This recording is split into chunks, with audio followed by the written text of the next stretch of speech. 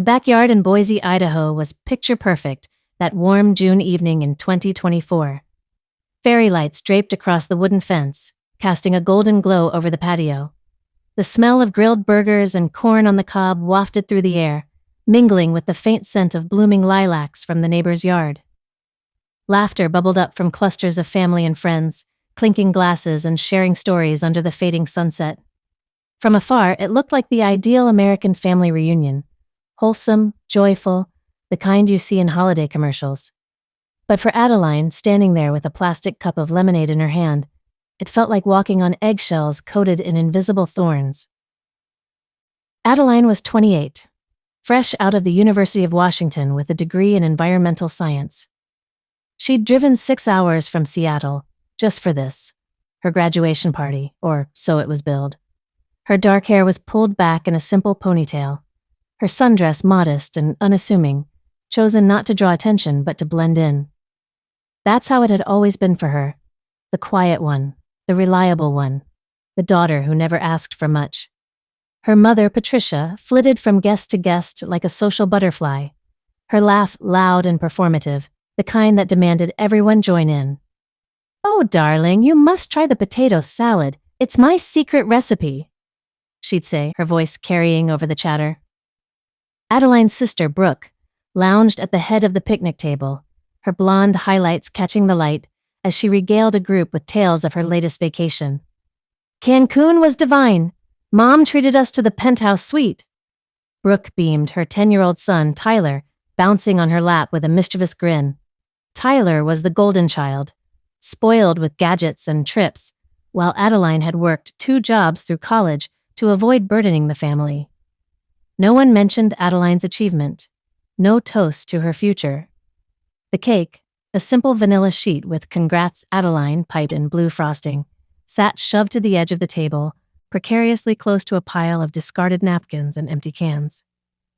Every time someone brushed past, it wobbled, as if begging to be noticed. Adeline felt a familiar ache in her chest, like a fist squeezing her heart.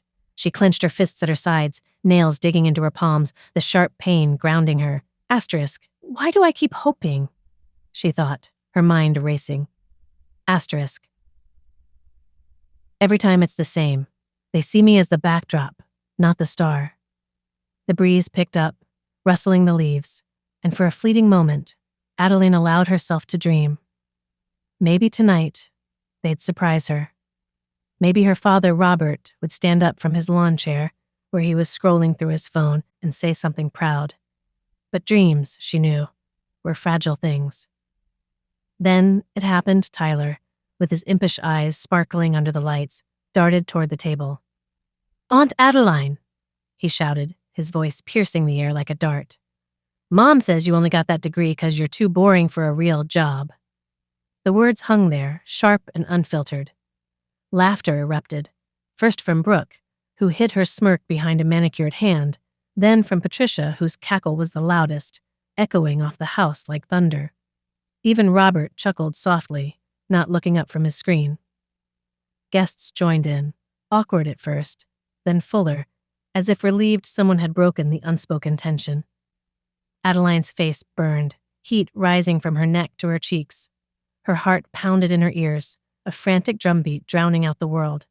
She stood frozen, the serving knife still in her hand, its cool metal a stark contrast to the fire in her veins. Asterisk, breathe, asterisk, she told herself, but her breath came in shallow gasps. Tyler, encouraged by the reaction, grinned wider. With a swift, deliberate shove, he pushed the cake off the table. It tumbled in slow motion, frosting smearing across the concrete patio, blue letters distorting into a messy blur. Candles scattered, rolling under chairs and feet like fleeing mice.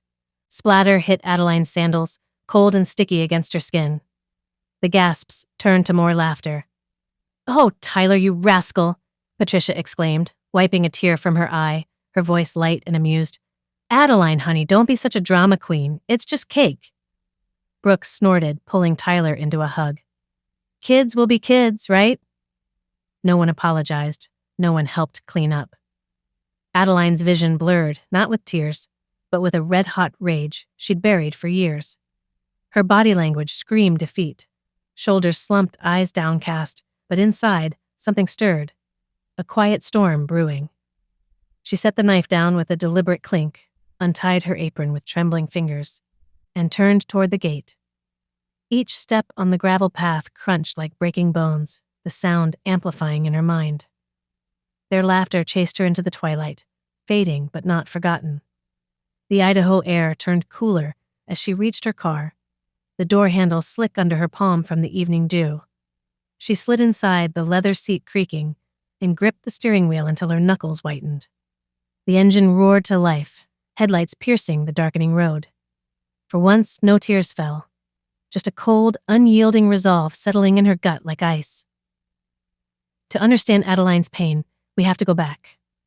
Growing up in Boise, she was the good girl, the one who got straight A's, helped with chores without complaint, and mediated family fights.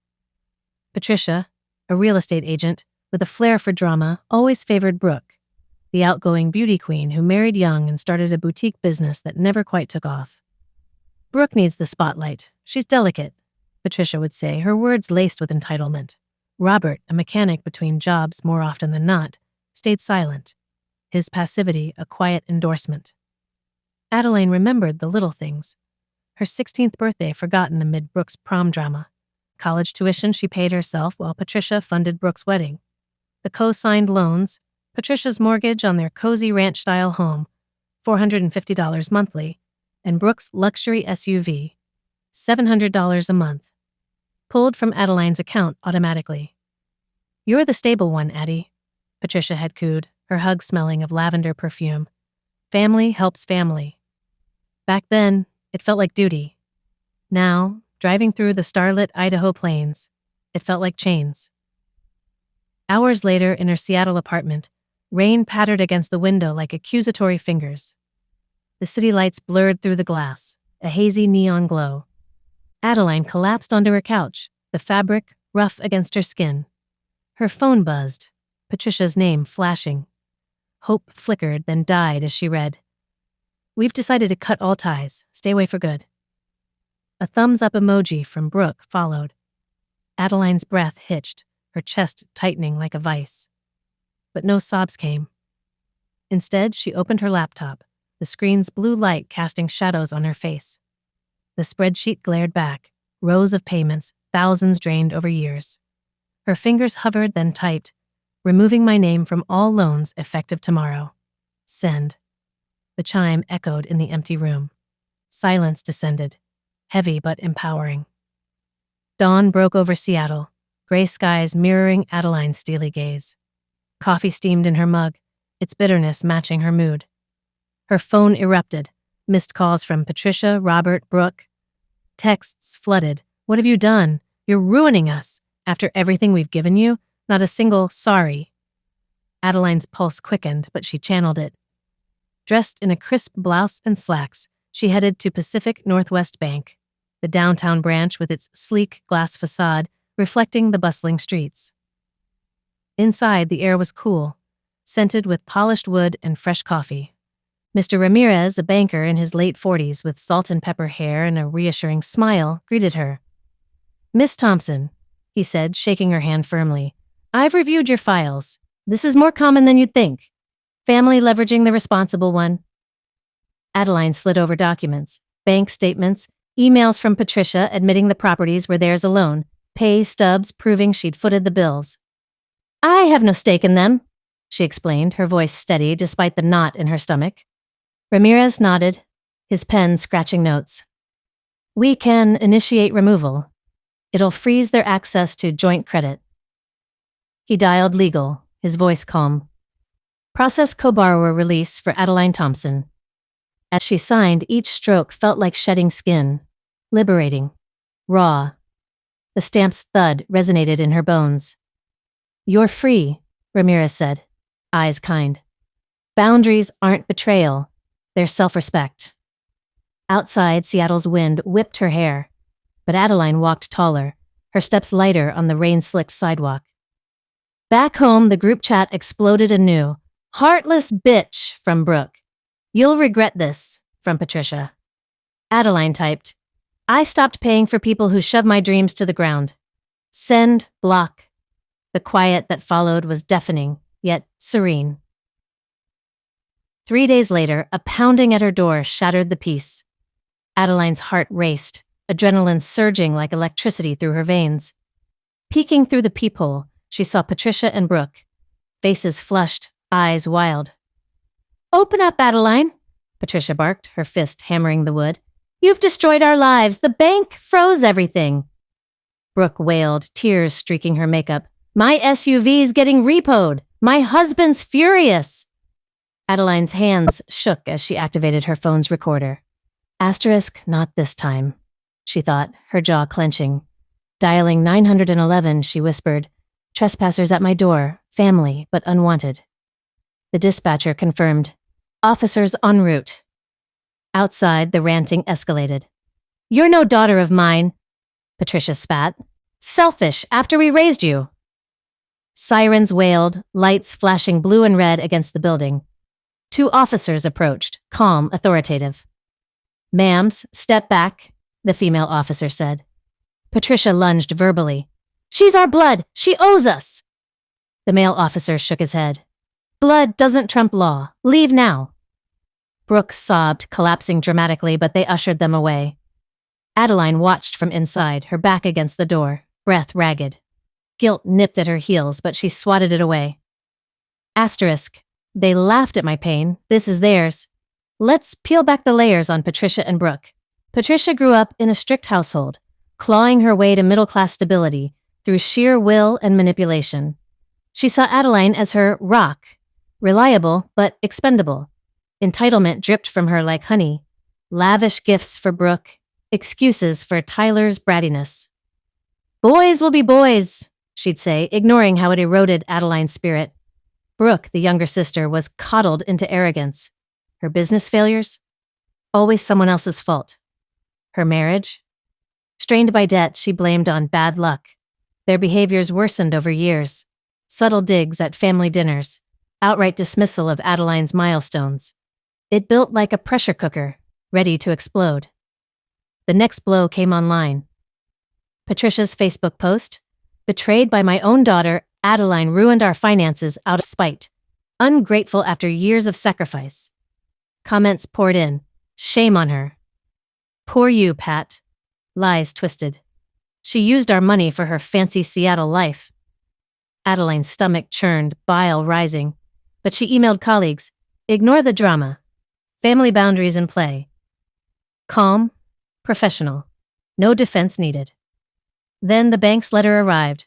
Official release, gold seal gleaming. Adeline framed it mentally, a trophy of freedom. The post vanished soon after, perhaps after a bank call verifying facts. Whispers died. Brooke's final text, "You'll pay." Adeline deleted it, smiling faintly. Months rolled by. Adeline thrived at Eco Solutions, her tech firm, earning a promotion for a sustainable energy project. "Your poise under pressure is inspiring," her boss said. Friends rallied, dinners with laughter genuine, not mocking. Yoga sessions where she felt her body unclench, breaths deep and unlabored. One crisp autumn day, a knock, gentler this time. Through the door. "Adeline, it's Brooke." Hesitant. Adeline opened a crack. Brooke looked haggard, eyes sunken. "The house is in foreclosure. Mom's credit's shot. Tyler, he's acting out." No apology, just please. "Help us, one last time." Adeline's heart twinged, but she stood firm. "No, you shoved my cake, my life, to the ground. Fix your own mess." Door closed. Click. The revenge unfolded in layers, clever and bloodless. First, the loans. Their credit plummeted, forcing Patricia to downsize to a cramped apartment. Her hostess dreams shattered. Brooke's SUV repoed in broad daylight, neighbors watching, humiliation mirroring Adeline's party shame. Tyler's school heard whispers. Counsel followed, exposing family dysfunction. Then, exposure. Adeline anonymously tipped a local Boise reporter about Patricia's shady real estate deals, overstated property values, hidden debts. A small article ran, "Local agent faces scrutiny." Clients fled. Brooke's boutique? Reviews tanked after tips about poor service, her entitlement on display. But the deepest cut, Adeline's success. She spoke at a conference, her story veiled as overcoming family toxicity. Viral clip. Boundaries aren't walls, they're bridges to self-worth. Views soared, family saw. Patricia's calls resumed, pleading, ignored. Adeline wrestled demons. Nights staring at the ceiling, questioning, am I the villain? Flashbacks haunted. Childhood hugs from Patricia, rare but warm. Brooks shared secrets as kids. But therapy helped. They chose entitlement. You chose survival. Her journal filled. Powerlessness turned to power. Betrayal to boundaries. The final confrontation. Christmas 2024. Adeline's phone rang. Robert, voice broken. Your mom's ill. Stressed from the mess. Come home. Temptation pulled, but clarity won. Ill from consequences, Dad. Heal without me. Hang up. Catharsis washed over her. Tears finally fell, cleansing. Brooke's business folded. She divorced. Started over humbly. Patricia sold trinkets at flea markets. Arrogance humbled. Tyler, in therapy, learning empathy. A year on, October 2025. Adeline's apartment overlooked Puget Sound. Waves lapping like applause. Promotion led to travel. Conferences in D.C., networking in NYC. Friends became family. Picnics without tension. Laughter pure. One message from Brooke. Sorry for it all. No excuses. Adeline pondered, then replied. Accepted. But doors closed. Peace settled. Standing by the window, coffee in hand, Adeline whispered, welcome home. The city pulsed below, alive with possibility. Diving deeper into Adeline's psyche. The betrayal wasn't just the cake. It was years of gaslighting. You're too sensitive. Patricia's mantra, eroding self-worth. Adeline's therapy sessions. Describing clenched fists during arguments, racing thoughts of escape. Vivid dreams of revenge, non-violent, like exposing lies at a family reunion. Reality was subtler, more satisfying. Antagonist's downfall. Patricia's arrogance peaked at a community event, boasting despite ruin. Booed off stage. Brooke's entitlement shattered in job interviews, facing rejection she once inflicted. Adeline's growth. Volunteering at women's shelters, sharing stories. Vindication isn't destruction, it's rising above.